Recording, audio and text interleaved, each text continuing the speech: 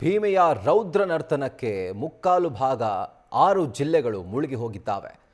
ಭೀಮಾ ಪ್ರವಾಹದಿಂದ ಆಗಿರುವಂತಹ ಅವಾಂತರವನ್ನ ಸಿಎಂ ಸಿದ್ದರಾಮಯ್ಯ ವೈಮಾನಿಕ ಸಮೀಕ್ಷೆ ಮೂಲಕ ವೀಕ್ಷಣೆ ಮಾಡಿದ್ದಾರೆ. ಹೆಲಿಕಾಪ್ಟರ್ ಮೂಲಕ ಸಿಎಂ ಸಿದ್ದರಾಮಯ್ಯ ಒಂದು ವೈಮಾನಿಕ ಸಮೀಕ್ಷೆಯನ್ನ ಕೈಗೊಂಡಿದ್ರು. ಇವತ್ತು ಕಲಬುರಗಿ, ಬೀದರ್, ಯಾದಗಿರಿ, ವಿಜಯಪುರದಲ್ಲಿ ಸಿಎಂ ಸಿದ್ದರಾಮಯ್ಯ ವೀಕ್ಷಣೆ ಮಾಡಿದ್ದಾರೆ. ಕಲಬುರಗಿ ಜಿಲ್ಲೆಯ ಸೊನ್ನ, ಸನ್ನತಿ ಗ್ರಾಮಗಳಲ್ಲಿ ಪ್ರವಾಹ ಏನು ಉಂಟಾಗಿದೆ ಅದರ ಕುರಿತು ಅವಲೋಕಿಸಿದ್ದಾರೆ. ವಿಜಯಪುರ ಜಿಲ್ಲೆಯಲ್ಲಿ ಆಲಮೇಲ ಬ್ರಿಡ್ಜ್ ಕಮ್ ಬ್ಯಾರೇಜ್ ವೀಕ್ಷಣೆ ಮಾಡಿದ್ದಾರೆ. ಭೀಮಾ ಪ್ರವಾಹಕ್ಕೆ ಒಳಗಾದಂಥ 11 ಸ್ಥಳಗಳಲ್ಲಿ ಸಿಎಂ ಸಿದ್ದರಾಮಯ್ಯ ವೈಮಾನಿಕ ಸಮೀಕ್ಷೆ ನಡೆಸಿದ್ದಾರೆ. ಜೊತೆಗೆ ಕಲಬುರಗಿ ಡಿಸಿ ಕಚೇರಿಯಲ್ಲಿ ಅಧಿಕಾರಿಗಳ ಜೊತೆಗೆ ಅವರು ಪ್ರತ್ಯೇಕವಾಗಿ ಸಭೆ ಮಾಡಿದ್ದಾರೆ. ಇನ್ಫ್ಯಾಕ್ಟ್ ಸಭೆ ಈಗ ನಡೀತಾ ಇದೆ. ಇನ್ನು ಅವರಿಗೆ ಸಚಿವರು ಸಾಥ್ ಕೊಟ್ಟಿದ್ದಾರೆ. ಸಚಿವ ಎಂ ಬಿ ಪಾಟೀಲ್, ಪ್ರಿಯಾಂಕ್ ಖರ್ಗೆ ಇವರೆಲ್ಲರೂ ಕೂಡ ಅವರಿಗೆ ಸಾಥ್ ಕೊಟ್ಟಿದ್ದಾರೆ.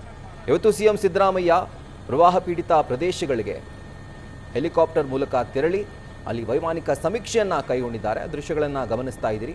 ಅವರಿಗೆ ಸಚಿವರುಗಳು ಸಾಥ್ ಕೊಟ್ಟಿದ್ದಾರೆ. ಒಂದು ಕಡೆ ವಿಜಯಪುರ ಜಿಲ್ಲಾ ಉಸ್ತುವಾರಿ ಸಚಿವ ಎಂ ಬಿ ಪಾಟೀಲ್, ಕಂದಾಯ ಸಚಿವ ಕೃಷ್ಣ ಬೈರೇಗೌಡ, ಅದರ ಜೊತೆಗೆ ಕಲಬುರಗಿ ಜಿಲ್ಲೆಯ ಉಸ್ತುವಾರಿ ಸಚಿವರಾಗಿರುವಂಥ ಪ್ರಿಯಾಂಕ್ ಖರ್ಗೆ ಇವರು ಸಾಥ್ ಕೊಟ್ಟಿರೋದು. ಎಲ್ಲೆಲ್ಲಿ ಹೆಚ್ಚು ಹಾನಿಗೊಳಗಾಗಿದೆ ಪ್ರದೇಶಗಳು, ಆ ಪ್ರದೇಶಗಳ ಒಂದು ವಿಶೇಷ ಸಮೀಕ್ಷೆಯನ್ನು ಕೈಗೊಂಡಿರೋದು. ವೈಮಾನಿಕ ಸಮೀಕ್ಷೆ ಮುಖಾಂತರ ಆ ಪ್ರದೇಶಗಳನ್ನು ಅವಲೋಕಿಸಿದ್ದಾರೆ. ಸ್ಥಿತಿಗತಿಗಳ ಬಗ್ಗೆ ಮಾಹಿತಿಯನ್ನು ಪಡ್ಕೊಂಡಿದ್ದಾರೆ. ಅದಾದ ನಂತರ ಡಿಸಿ ಜೊತೆಗೆ ಅವರು ಪ್ರತ್ಯೇಕವಾಗಿ ಅಧಿಕಾರಿಗಳನ್ನು ಒಳಗೊಂಡಂತಹ ಸಭೆಯನ್ನು ಈಗ ಸದ್ಯಕ್ಕೆ ಅವರು ನಡೆಸ್ತಾ ಇದ್ದಾರೆ. ಯಾವ ರೀತಿ ಪರಿಹಾರವನ್ನು ಘೋಷಣೆ ಮಾಡಬೇಕು, ಜೊತೆಗೆ ಎಷ್ಟು ಹೆಕ್ಟೇರ್ ಪ್ರದೇಶಗಳು ಬೆಳೆ ಹಾನಿಗೆ ಒಳಗಾಗಿವೆ, ಇದೆಲ್ಲದರ ಕುರಿತಾಗಿ ಈಗ ಅಧಿಕಾರಿಗಳಿಂದ ಅವರು ಮಾಹಿತಿಯನ್ನು ಸಂಗ್ರಹಿಸಿದ್ದಾರೆ.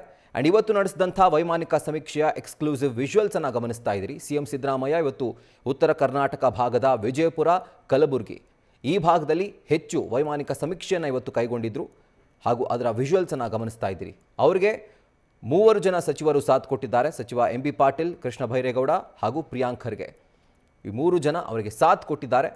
ಆ್ಯಂಡ್ ಆ ಒಂದು ವೈಮಾನಿಕ ಸಮೀಕ್ಷೆ ಈಗ ಮುಕ್ತಾಯಗೊಂಡಿದೆ. ಈಗ ಸದ್ಯಕ್ಕೆ ಕಲಬುರಗಿಯ ಡಿಸಿ ಕಚೇರಿಯಲ್ಲಿ ಅಧಿಕಾರಿಗಳ ಜೊತೆಗೆ ಅವರು ಸಭೆ ನಡೆಸ್ತಾ ಇದ್ದಾರೆ. ಅಂದರೆ ಯಾವ ರೀತಿಯಾಗಿ ಒಂದು ಪರಿಹಾರ ಘೋಷಣೆ ಮಾಡಬೇಕು, ಹೆಕ್ಟೇರ್ಗಳ ಗಟ್ಟಲೆ, ಇನ್ಫ್ಯಾಕ್ಟ್ ಸಾವಿರಾರು ಹೆಕ್ಟೇರ್ಗಳ ಗಟ್ಟಲೆ ಬೆಳೆ ಹಾನಿ ಒಳಗಾಗಿದೆ. ಹೀಗಾಗಿ ಯಾವ ರೀತಿಯಾಗಿ ಒಂದು ಪರಿಹಾರವನ್ನು ಘೋಷಣೆ ಮಾಡಬೇಕು, ಪ್ರತಿ ಹೆಕ್ಟೇರ್ಗೆ ಎಷ್ಟು ಪರಿಹಾರ ಘೋಷಣೆ ಮಾಡಬೇಕು, ಪರಿಹಾರ ಕಾರ್ಯ ಯಾವ ರೀತಿ ಆಗಬೇಕು, ಎಲ್ಲದರ ಕುರಿತಾಗಿ ಅಧಿಕಾರಿಗಳಿಂದ ಅವರು ಮಾಹಿತಿಯನ್ನು ಪಡ್ಕೊಳ್ತಾ ಇದ್ದಾರೆ.